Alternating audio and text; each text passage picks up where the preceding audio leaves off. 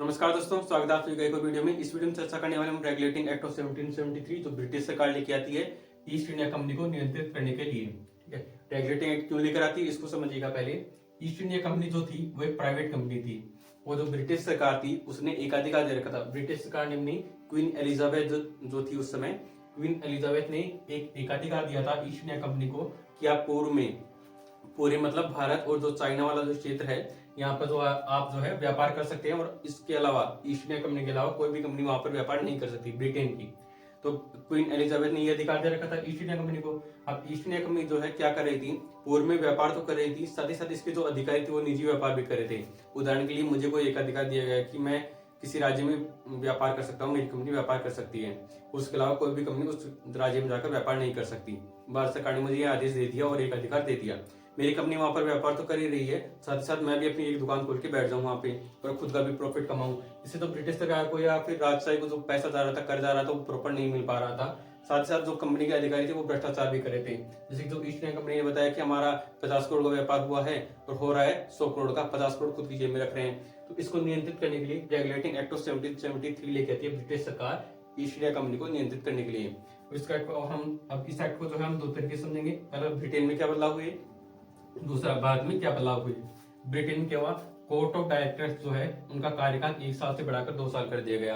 Court of directors कौन थे, जिनका ईस्ट इंडिया कंपनी में सबसे ज्यादा हिस्सा था, शेयरधारिता जिनकी सबसे ज्यादा थी ईस्ट इंडिया कंपनी में, उन्हें कहते थे कोर्ट ऑफ डायरेक्टर्स। एक साल से बढ़ाकर इनका कार्यकाल 2 साल किया गया। क्यों किया गया, क्योंकि जब कोर्ट ऑफ डायरेक्टर्स कोई नीतियां बनाते तो एक साल का समय मिलता उसको नीतियों को लागू करने के लिए।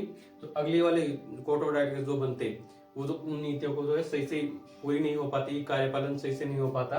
तो इस वजह से 2 साल का समय दिया गया कि आप कोई भी नीतियां बनाए जो ईस्ट इंडिया कंपनी है उनका सही से जो है लागू हो सके उन नीतियों को, और कंपनी में सुधार हो सके। दूसरा क्या हुआ, जो पत्र जो ईस्ट इंडिया कंपनी के अधिकारी भारत से ब्रिटेन में जो पत्र भेज रहे थे अपने निदेशकों को, कोर्ट ऑफ डायरेक्टर्स को, उनकी एक प्रति कहाँ पे भेजनी होती थी, ब्रिटिश संसद में। ठीक है, तो ब्रिटेन की जो संसद थी वहां पर एक इन पत्रों की प्रति भेजनी होती जो कोर्ट ऑफ डायरेक्टर्स को मिल रहे थे यहाँ पे।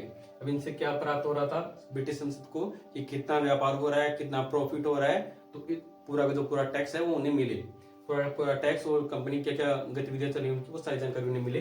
इसलिए पत्रों की जो प्रति है ब्रिटिश संसद में देनी होगी। ये थे ब्रिटेन में बदलाव। भारत में बदलाव क्या थे, भारत में ये बदलाव हुआ कि जो बंगाल का गवर्नर था उसे गवर्नर जनरल बना दिया गया, मतलब उसका नाम बदल दिया। गवर्नर कहते थे, अब कहेंगे गवर्नर जनरल। और मद्रास और मुंबई के जो गवर्नर थे उन्हें बंगाल के अधीन कर दिया गया। क्यों अधीन किया गया इसको भी समझना एक तरीके से। अभी देखिए, मैं बात एक बहुत घटिया मैं बनाता हूँ, मुझे इतना आता नहीं है बनाना। तो यहाँ पे है मद्रास, ठीक है, यहाँ पे बम्बई और यहाँ पे है बंगाल। तो यहाँ पे अगर मान लीजिए ये बॉम्बे मैं लिख देता हूँ और यहाँ पे मद्रास। तो मद्रास ने और बंबई ने दोनों ने अलग अलग समय पे कहीं पे युद्ध किया।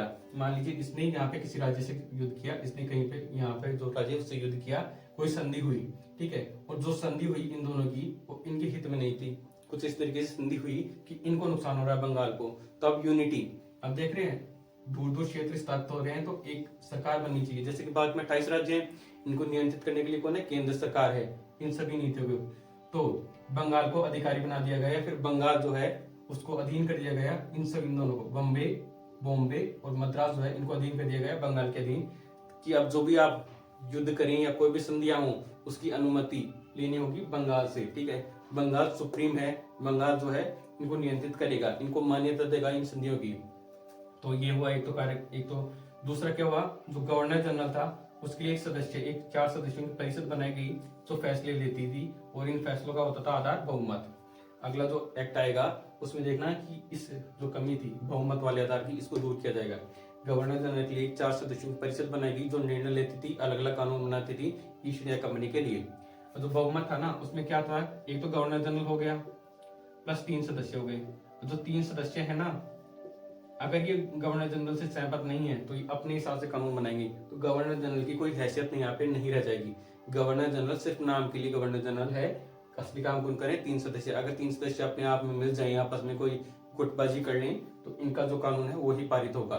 तो यहाँ पे बहुमत है। अगले एक्ट में देखना कि इसको गवर्नर जनरल को जो है पावर दे दी जाएगी कि वो वीटो लगा सकता है किसी भी अधिनियम पर। ये था। और 1774 में एक और हुआ कि सुप्रीम कोर्ट, उच्चतम न्यायालय की स्थापना की गई, जिसमें चीफ जस्टिस कौन थे? सीजे चीफ जस्टिस थे एलिजा इम्पे, और बाकी के जो जज थे कौन से? चैम्बर्स, लिमेस्टर और हाइड। ये थे चीफ जस्टिस, मुख्य न्यायाधीश, बाकी के जज चैम्बर्स, लिमेस्टर और हाइड, ये बाकी के 4 जज थे। ये स्थापना कहाँ पे हुई थी इसकी? कलकत्ता में। बंगाल में है तो कलकत्ता में होगी, ठीक है, बॉम्बे में थोड़ी होगी। बंगाल के अधीन था ना, तो कलकत्ता में इसकी स्थापना होती है। दूसरा क्या था? जो कंपनी के प्रशासनिक और राजनीतिक कार्य थे, अब उन्हें मान्यता दी गई। किसके द्वारा मान्यता दी गई? ब्रिटिश संसद के द्वारा, ब्रिटिश सरकार के द्वारा मान्यता दी गई। ब्रिटिश सरकार कानून ला रही है और ब्रिटिश सरकार जो कानून लेके आ रही है उस पर मैं साइन कर रहा हूँ, तो मुझे मान्यता मिल रही है कि मैं ब्रिटिश सरकार या ब्रिटिश राजशाही के अधीन ये कार्य कर रहा हूँ, उनकी स्वीकृति से या उनकी अनुमति से कार्य कर रहा हूँ, जो कोई गलत नहीं है। इस तरीके से इन्हें मान्यता मिली। और एक और था कि केंद्रीय प्रशासन की नींव रखी गई। केंद्रीय प्रशासन, केंद्रीय प्रशासन किस तरीके से रखा गया इसकी नींव? यहाँ पे देखिए, बम्बई और मद्रास, मद्रास और बम्बई को किसके अधीन कर दिया गया? बंगाल के अधीन। तो बंगाल हो गया केंद्र, ठीक, केंद्र हो गया ना, बंगाल है यहाँ पे, और बम्बई और मद्रास, इनको किसके अधीन कर दिया गया? बंगाल के अधीन। तो अभी केंद्र कौन हो गया? बंगाल, मतलब कि बंगाल जो है नियंत्रित करेगा इन दोनों को। तो केंद्रीय प्रशासन की नींव यहाँ पे रख दी गई और इनको मान्यता मिली राजनीतिक और प्रशासनिक कार्यों की। तो ये था regulating act of 1773। I hope आपको अच्छे समझ में आएगा। अगर वीडियो अच्छा लगा तो वीडियो को लाइक कीजिएगा, चैनल को जरूर सब्सक्राइब कर लीजिएगा। मिलते हैं नेक्स्ट वीडियो में, तब तक के लिए नमस्कार।